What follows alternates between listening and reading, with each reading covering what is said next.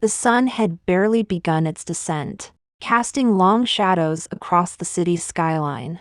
Inside the opulent penthouse, the air was thick with tension, though no one spoke of it. The room was a masterpiece of modern design, tastefully adorned with artifacts and paintings that whispered of wealth beyond measure. Yet, for all its grandeur, the space felt suffocating under the weight of secrets.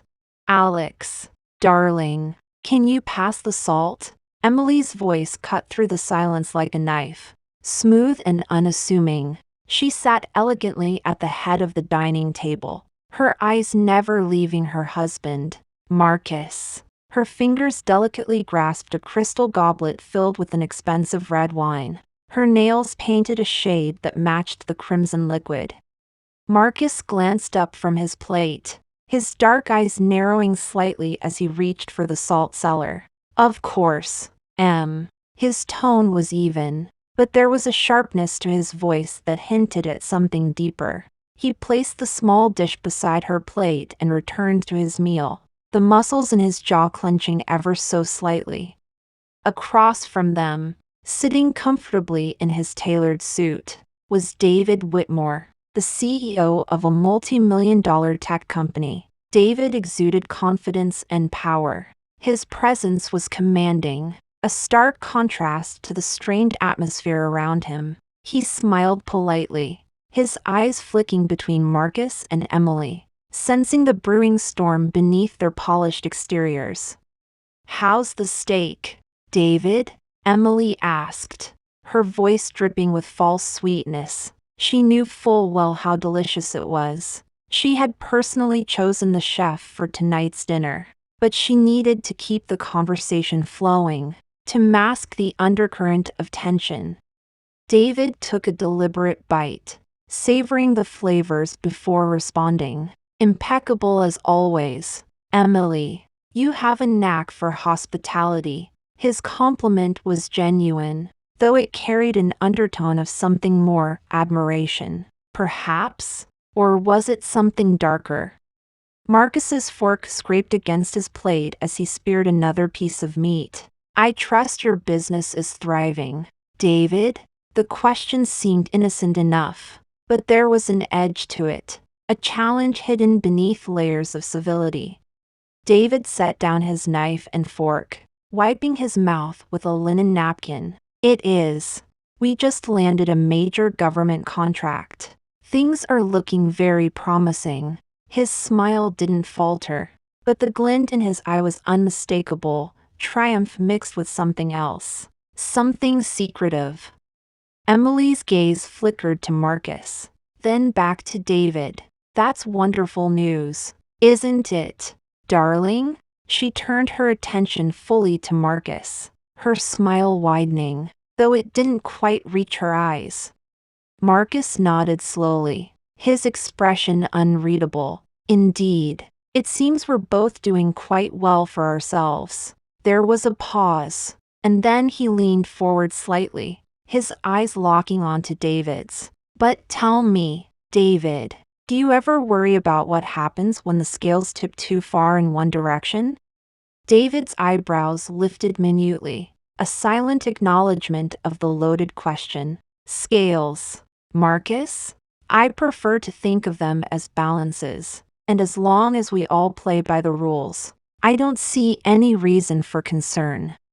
Emily watched the exchange with bated breath, her heart pounding in her chest. She knew the stakes were high, and the game they were playing was dangerous. But she also knew that the rules were meant to be broken, especially when the rewards were so tantalizingly close.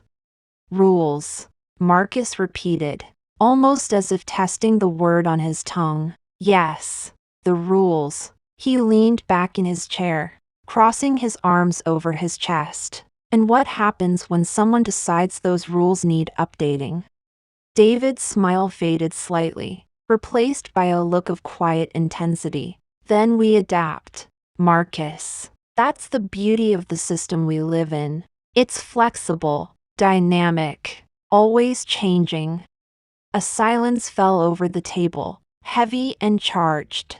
Emily broke it first, her voice soft but firm. Darling, would you mind showing David the new acquisition we made last week? I think he'll find it interesting. Marcus hesitated for a fraction of a second, then nodded. Of course, if you'll excuse us, David. David stood, straightening his jacket. Lead the way, Marcus. As the two men walked towards the study, Emily remained seated, her mind racing. She knew this was the moment of truth. Every interaction, every subtle manipulation, had led to this point. She grabbed her glass of wine, taking a deep sip, the liquid burning its way down her throat.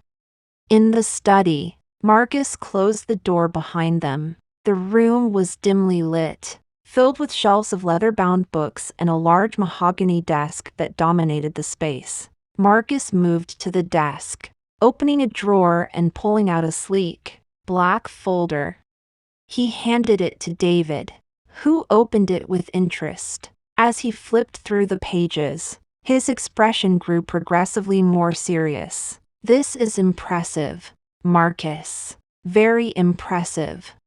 Marcus crossed his arms again, watching David closely. I thought you might appreciate it. After all, we wouldn't want to get left behind in this race, would we? David looked up from the documents, meeting Marcus's gaze squarely. No, we wouldn't. There was a moment of shared understanding, a silent agreement. So, Marcus said, his voice low and calculating, what will you do with this information? David closed the folder, placing it carefully on the desk. What do you suggest? Marcus stepped closer, his eyes narrowing. I think we both know the answer to that, don't we? Marcus stormed into the living room, his eyes blazing with fury. Emily sat on the couch, her heart pounding as she sensed the tempest brewing. She had expected this confrontation, but nothing could have prepared her for the intensity in Marcus's gaze. Emily, he began, his voice low and controlled, though it trembled with barely suppressed rage. How long? She swallowed hard, her mouth suddenly dry. How long what, Marcus? He took a step closer, his fists clenched at his sides. How long have you been betraying me with David? Emily's breath caught in her throat. She knew there was no point in denying it now. The evidence was too overwhelming, and deep down, she had always known this day would come. It started a few months ago, she admitted, her voice barely above a whisper. Marcus recoiled as if physically struck. Months? You've been sleeping with my best friend for months and I had no idea? His voice rose, filled with incredulity and pain. Emily stood, her legs trembling beneath her. Please, Marcus, let's not do this here. Let's talk about this privately.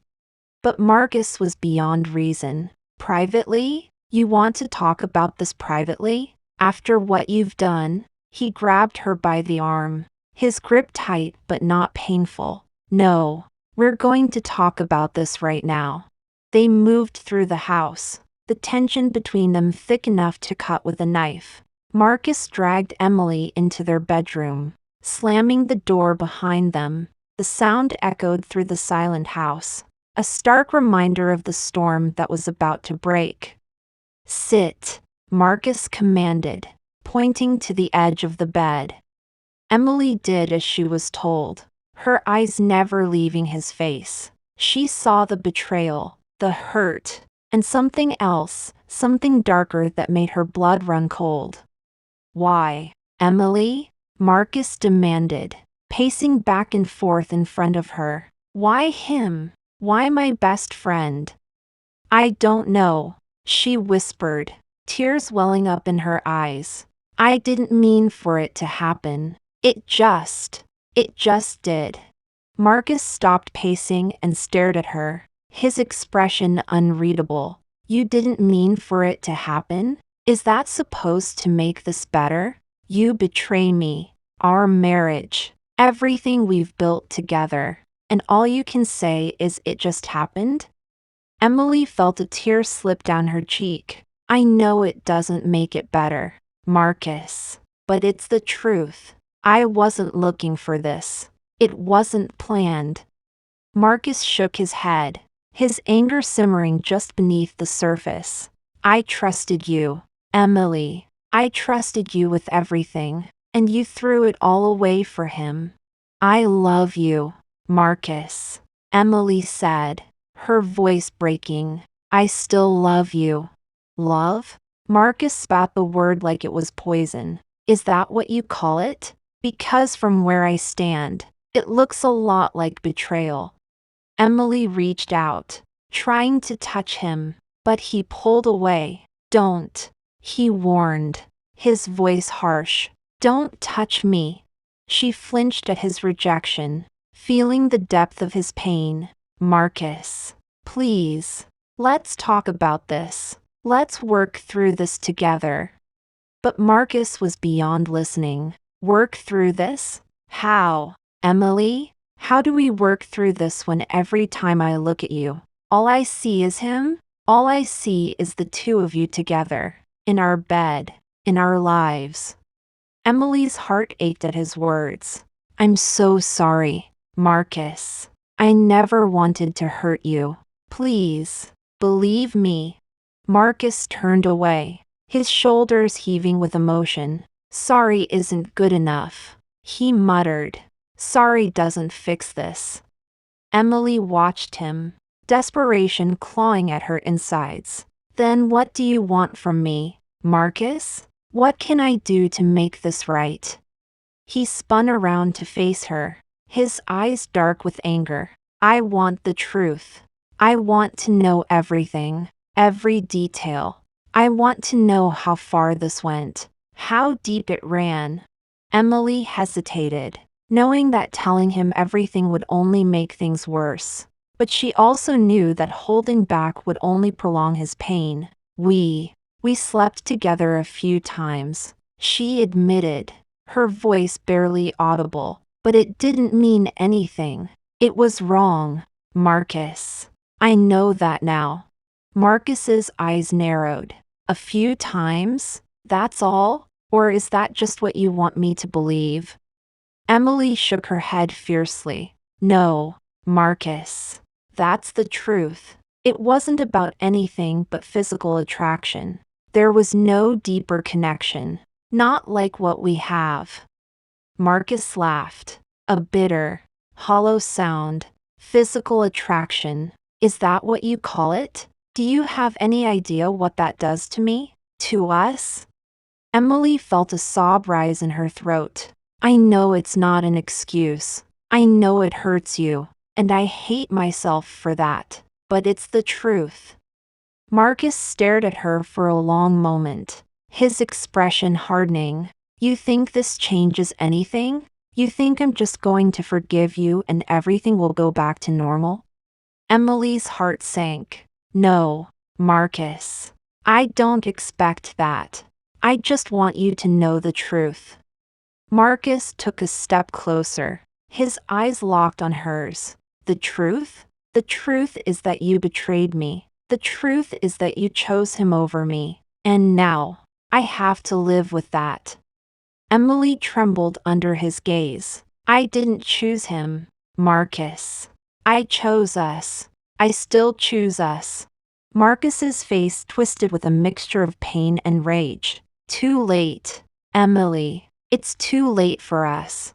Before she could respond, he grabbed her by the shoulders, his grip surprisingly gentle despite the anger in his eyes. Tell me, he demanded, his voice low and dangerous. Tell me what it was like. Tell me every detail. Emily's breath caught in her throat. Marcus.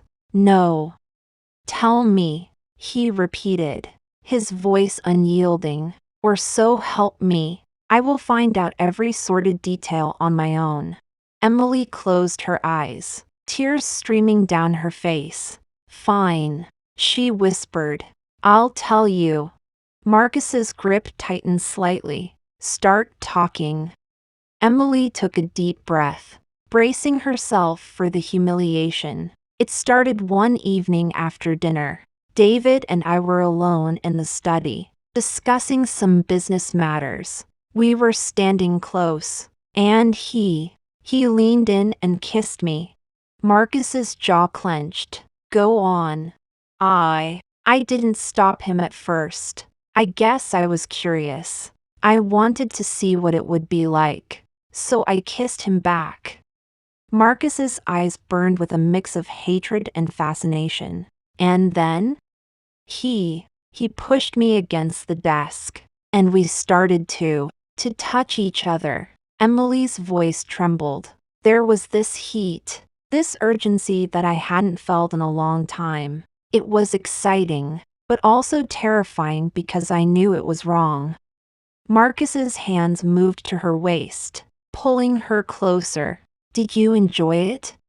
Emily's stomach churned. Yes, but only because it felt forbidden. It was a rush, Marcus, but it meant nothing compared to what we have.